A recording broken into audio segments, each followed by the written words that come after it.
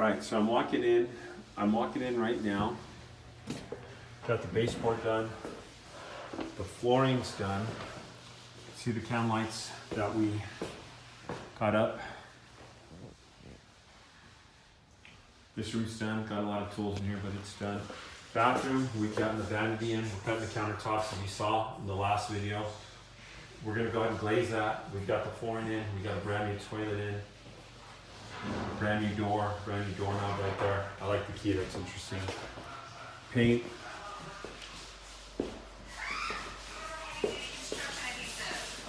And again, we've got the vanities down, we've got the granite down, we've got this all painted, we've got the lights up, and he's working there. You can see the flooring in there.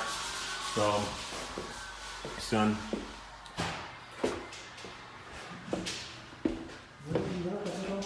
Got the kitchen, we're cutting the countertops, as you just saw. Those will be going in probably later on today. We're hoping to be done by Wednesday. Some of the supplies are on back order with the coronavirus, and some places have been closed, so it's been kind of tough. Yeah, we're getting it.